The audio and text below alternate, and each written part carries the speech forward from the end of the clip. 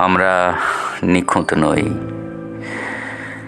একটা ঘাস ফড়িং নিখুঁত, একটা সন্ধ্যা তারা নিখুঁত, একটা বৃষ্টির ফোঁটা নিখুঁত, নিখুঁত একটা বসন্তের রাত।